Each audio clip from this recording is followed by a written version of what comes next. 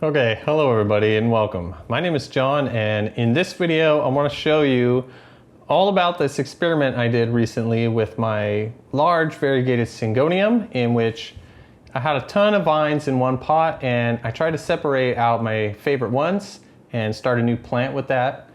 And I have a lot of clips that I'm going to show you from the experiment, but I'm talking to you now several weeks afterwards.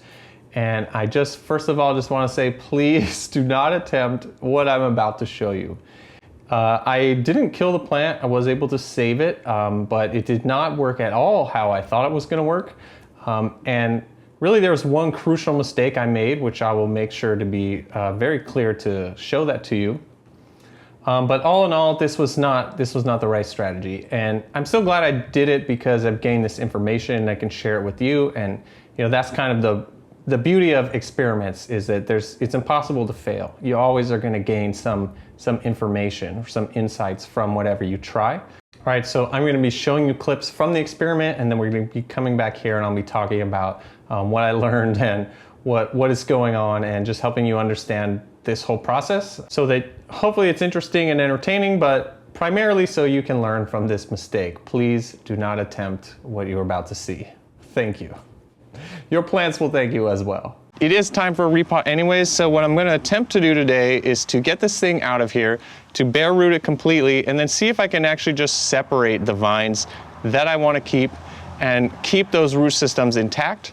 So we're going to attempt to do that today. That is the plan. Once I get all the soil out of here and I see how tangled these vines and roots are or not, I may change plans and just actually snip off the ones that I don't want to keep. But I'm hoping I can just separate them out, because this is not a single plant. It's a lot of cuttings put together into one pot. So let's get this thing out of here and let's hope for the best. Okay, really hope this works. Let's take this out and flip it over and gently lay it down. So let's see, was this just gonna slip right out? Oh yeah. All right, off to a great start. I've gotten most of the soil off, at least 90%, maybe more. Oh God, this seems very unlikely.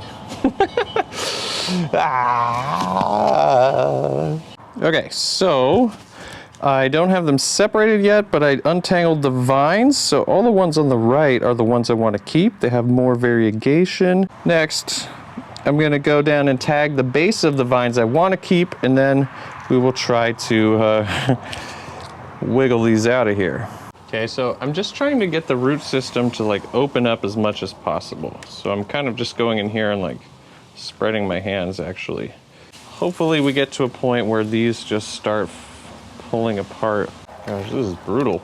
So these tags are actually super helpful because it tells me which ones to yank on and which ones to be more gentle with. oh, it's happening. Okay, so here we are. I don't know how long that took, but it took a long while. It might have taken about an hour. But anyways, I have these 4 select vines. I'm going to attach them to this pole and then put them in here. I have this gritty mix. It's turfus, diatomaceous earth, and fir bark. So I want to get several inches of this down before the roots go in there. Ha-ha! So the one good thing that came out of this is that, yeah, it is possible to separate those vines, even with a super tangled root system. The plant had been in that pot for probably a year and a half.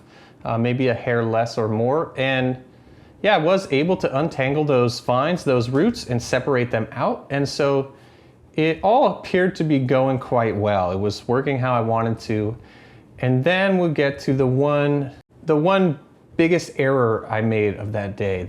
This was almost the fatal blow that really this really sealed the deal, and caused me to take some emergency measures. Oh baby, oh baby. Okay, so now I need to unwrap these and like actually coil them around. Stop unwinding, dude. These vines are too strong. Well, I snapped that, so that can go in the giveaway pot. And we'll get this other piece of Velcro. So you'll see, I figured instead of letting the vine grow straight up, I would just wrap it around. I would coil it in a spiral, and that would give it even more time so I can make better use of this pole. Because I already had it on a 6-foot pole. It's outrageously tall. Carrying it to the sink is like trying to get through a doorway. It's pretty ridiculous. So I'm not giving it a bigger pole ever. Yeah, as I wrapped it around, I damaged those stems. And I didn't know because they seemed to be cooperating with me.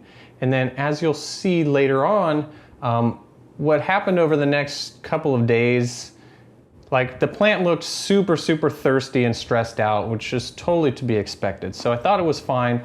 And then it became very clear that something was wrong. Okay, so look how droopy this is. And some of these leaves are like pretty deflated. Like some of them look great though. So see what that's about. It's also possible, maybe I like stressed this too much and the part above is going to die.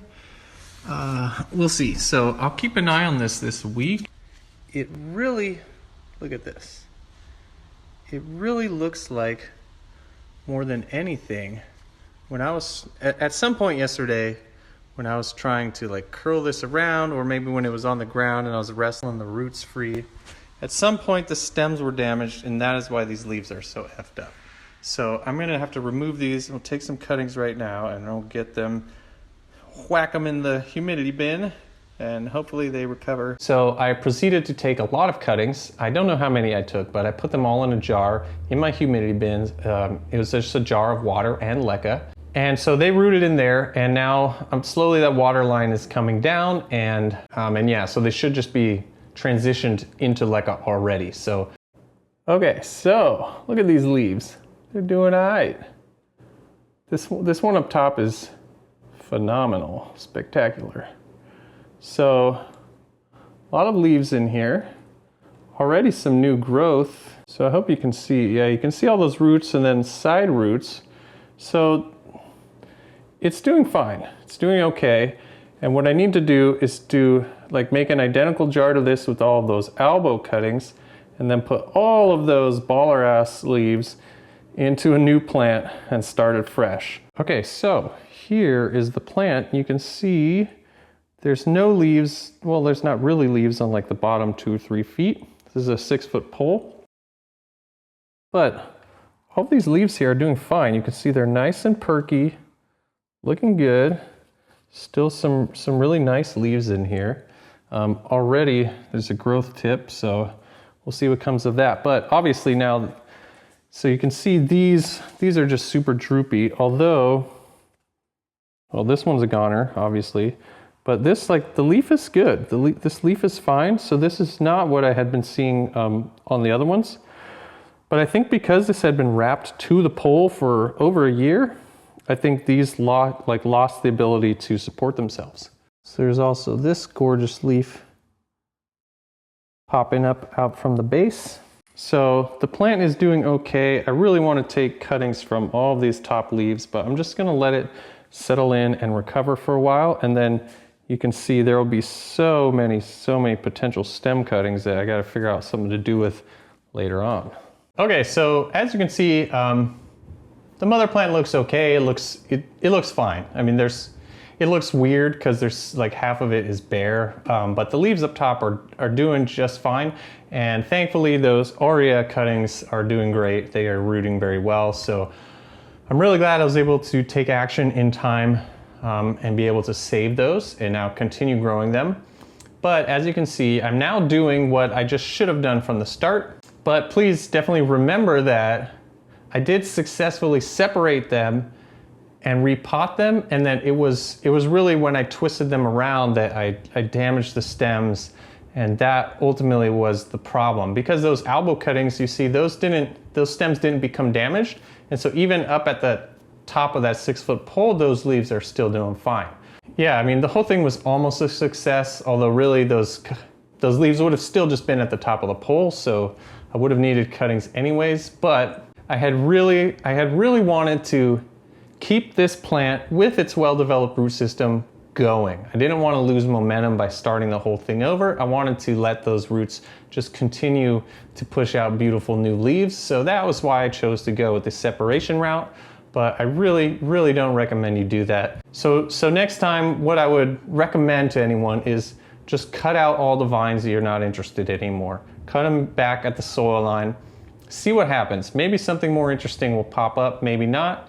Keep cutting it back if you need to. That will allow those other vines to continue growing and developing, and when they really reach the top of the pole and you have to either move them to a bigger pole or start them over, just take some really great cuttings from the top there and start a fresh new plant, and then you still have this well-established plant that can continue its journey, and maybe we'll put out some even cooler leaves in the meantime. Whew, that was a lot. It was a little emotional. Yeah, I hope this helps you. I hope this guides you in the future, because next time you're looking at one of your gorgeous plants as it's making its way to the top of its pole and you're wondering what you should do, just think about me, think about my Syngonium.